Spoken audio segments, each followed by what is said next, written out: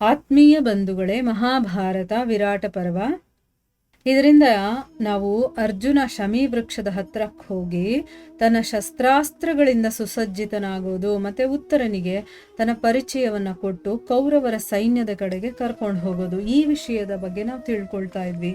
ಹೋದ ಭಾಗದಲ್ಲಿ ಉತ್ತರ ಇದೆಲ್ಲ ಯಾರ್ದು ಮತ್ತೆ ಪಾಂಡವರು ಎಲ್ಲಿದ್ದಾರೆ ಅಂತೆಲ್ಲ ಕೇಳ್ತಾನಲ್ಲ, ಆಗ ಅರ್ಜುನ ಆ ಒಂದು ಶಸ್ತ್ರಗಳು ಯಾರ್ಯಾರ್ದು ಅಂತೆಲ್ಲ ಹೇಳಿ ಪಾಂಡವರಲ್ಲಿ ನಾನೇ ಅರ್ಜುನ ಅಂತಂದ್ಬಿಟ್ಟು ಅವ್ರ ಪರಿಚಯವನ್ನೆಲ್ಲ ಮಾಡಿಕೊಡ್ತಾನೆ.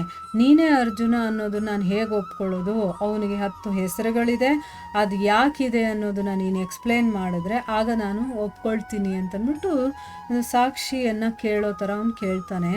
ಅದಕ್ಕೆ ಅರ್ಜುನ ತನ್ನ 10 ಹೆಸರುಗಳು ಯಾಕೆ ಬಂತು, ಯಾಕೆ ನನ್ನನ್ನು ಆ ರೀತಿ ಕರೀತಾರೆ ಅನ್ನೋದನ್ನ ಕಂಪ್ಲೀಟಾಗಿ ಅವನು ವಿವರಣೆಯನ್ನು ಮಾಡ್ತಾನೆ. ಆಗ ಉತ್ತರ ಏನು ಮಾಡ್ತಾನೆ, ಅವನಿಗೆ ನಮಸ್ಕಾರ ಮಾಡಿ, ಆಯಿತು ನಾನು ನಿಮಗೆ ಎಲ್ಲಿ ಬೇಕೋ ಅಲ್ಲಿಗೆ ಕರ್ಕೊಂಡು ಹೋಗ್ತೀನಿ. ಅಂದರೆ ಅವನಿಗೀಗ ಧೈರ್ಯ ಬಂದ್ಬಿಟ್ಟಿದೆ, ಪಾರ್ಥ ನನ್ನ ಜೊತೆ ಇದ್ದಾನೆ ಅಂತಂದ್ಬಿಟ್ಟು ಎಲ್ಲಿಗೆ ಹೇಳ್ತಿರೋ ನಾನು ಆ ಸೈನ್ಯದ ಒಳಗೆ ನಿಮ್ಮನ್ನು ಕರ್ಕೊಂಡು ಹೋಗೋಕೆ ರೆಡಿಯಾಗಿದ್ದೀನಿ, ನಾನು ನಿಮ್ಮ ಸಾರಥಿ ಆಗ್ತೀನಿ, ನೀವು ರಥದಲ್ಲಿ ಕೂತ್ಕೊಳ್ಳಿ ಅಂತ ಹೇಳ್ತಾನೆ. ಈಗ ಮುಂದುವರೆದು ಏನಾಗುತ್ತೆ ಅಂತ ನಾವು ತಿಳ್ಕೊಳ್ಳೋಣ.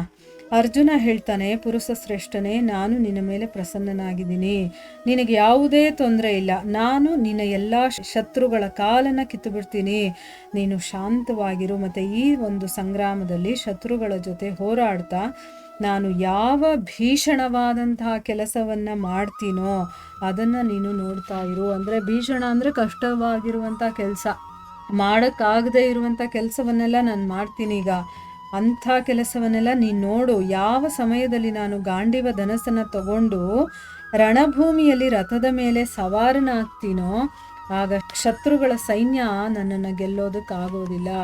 ಈಗ ನಿನ್ನ ಭಯ ದೂರವಾಗಿರ್ಬೇಕಲ್ವಾ ಅಂತಂದ್ಬಿಟ್ಟು ಅವನಿಗೆ ಸಮಾಧಾನ ಮಾಡ್ತಾನೆ. ಹೆದರ್ಕೋಬೇಡ, ನಾನು ಇದ್ದೀನಿ ಅಂತಂದ್ಬಿಟ್ಟು ಅದಕ್ಕೆ ಉತ್ತರ ಹೇಳ್ತಾನೆ, ನಾನೀಗ ಇವರಿಂದ ಹೆದರೋದಿಲ್ಲ. ಯಾಕೆ ಅಂತಂದರೆ ನಾನು ಚೆನ್ನಾಗಿ ತಿಳ್ಕೊಂಡಿದ್ದೀನಿ, ನೀವು ಸಂಗ್ರಾಮ ಭೂಮಿಯಲ್ಲಿ ಭಗವಂತ ಶ್ರೀಕೃಷ್ಣ ಮತ್ತು ಸಾಕ್ಷಾತ್ ಇಂದ್ರನ ಮುಂದೆ ಕೂಡ ನಿಲ್ಲಬಲ್ಲಿರಿ. ಅಂದರೆ ಅಷ್ಟೊಂದು ತಾಕತ್ತು ನಿಮಗಿದೆ.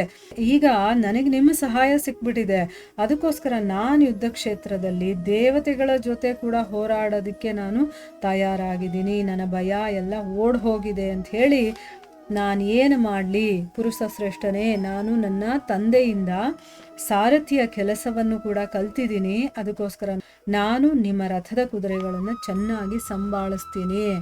ಅಂದರೆ ನೀವೇನು ಡೌಟ್ ಪಡಬೇಡಿ, ನಂಗೆ ರಥ ಓಡ್ಸೋಕೆ ಬರುತ್ತೋ ಇಲ್ವೋ ಅಂತಂದ್ಬಿಟ್ಟು ನಾನು ಅದನ್ನು ಕಲ್ತಿದ್ದೀನಿ ನಮ್ಮ ತಂದೆಯಿಂದ, ನಾನು ಚೆನ್ನಾಗಿ ಓಡಿಸ್ತೀನಿ ಅಂತ ಹೇಳ್ತಾನೆ.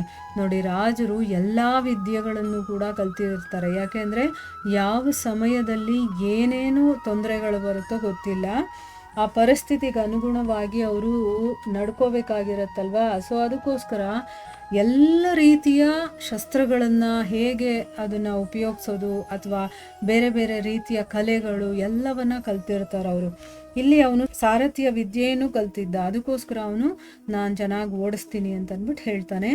ಇದಾದ್ಮೇಲೆ ಅರ್ಜುನ ಶ್ರದ್ಧೆಯಿಂದ ರಥದ ಮೇಲೆ ಪೂರ್ವಾಭಿಮುಖವಾಗಿ ಕುಳಿತು ಏಕಾಗ್ರ ಚಿತ್ತದಿಂದ ಸಮಸ್ತ ಅಸ್ತ್ರಗಳನ್ನು ಕೂಡ ಸ್ಮರಣೆ ಮಾಡ್ಕೊಳ್ತಾನೆ. ಅವರು ಪ್ರಕಟರಾಗಿ ಕೈ ಮುಗಿದು ಹೇಳ್ಕೊಳ್ತಾರೆ, ಪಾಂಡುಕುಮಾರ, ನಿಮ್ಮ ದಾಸರಾದ ನಾವೆಲ್ಲರೂ ಕೂಡ ಉಪಸ್ಥಿತರಾಗಿದ್ದೀವಿ ಅಂತಂದ್ಬಿಟ್ಟು. ಅರ್ಜುನ ಹೇಳ್ತಾನೆ, ನೀವೆಲ್ಲ ನನ್ನ ಮನಸ್ಸಲ್ಲಿ ನಿವಾಸ ಮಾಡಿ. ಯಾಕಂದರೆ ಅವೆಲ್ಲ ಮಂತ್ರಗಳ ಮೂಲಕ ಅವರು ಉಪಯೋಗಿಸೋದಲ್ವಾ ಅಸ್ತ್ರಗಳನ್ನೆಲ್ಲ, ಶಸ್ತ್ರಗಳನ್ನು. ಸೊ ಅದಕ್ಕೆ ನೀವೆಲ್ಲ ನನ್ನ ಮನಸ್ಸಲ್ಲಿ ನಿವಾಸ ಮಾಡಿ ಅಂತಂದ್ಬಿಟ್ಟು ಹೇಳ್ತಾನೆ.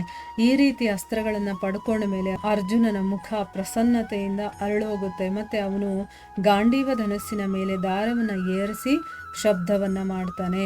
ಆಗ ಉತ್ತರ ಹೇಳ್ತಾನೆ, ಪಾಂಡವ ಶ್ರೇಷ್ಠನೇ, ನೀವು ಒಬ್ಬರೇ ಇರೋದು, ಈ ಶಸ್ತ್ರಾಸ್ತ್ರದ ಪಾರಗಾಮಿ ಅಂದರೆ ಬೇಕಾದಷ್ಟು ಶಸ್ತ್ರಗಳನ್ನು ಹೊಂದಿರುವಂಥವ್ರು, ತಿಳ್ಕೊಂಡಿರುವಂತಹ ಇಷ್ಟೊಂದು ಜನ ಮಹಾರಥಿಗಳು ಇಲ್ಲಿದಾರಲ್ಲ, ಇವರನ್ನ ಸಂಗ್ರಾಮದಲ್ಲಿ ಹೇಗೆ ಗೆಲ್ತೀರಾ? ಇದನ್ನು ಯೋಚಿಸಿನೇ ನಿಮ್ಮ ಮುಂದೆ ನಾನು ಬಹಳ ಭಯಭೀತನಾಗ್ತಾ ಇದ್ದೀನಿ. ಅಂದರೆ ನೀವೊಬ್ಬರು ಅವ್ರು ಅಷ್ಟು ಜನ ಇದ್ದಾರಲ್ಲ, ಹೇಗೆ ಗೆಲ್ತೀರಾ ಇವರನ್ನ ಅಂತಂದ್ಬಿಟ್ಟು ಹೇಳ್ತಾನೆ.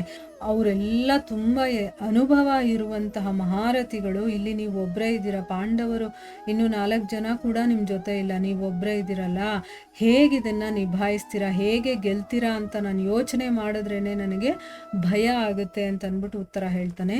ಇಲ್ಲಿಗೆ ನಾವು ನಿಲ್ಲಿಸೋಣ. ಹರೇ ಕೃಷ್ಣ.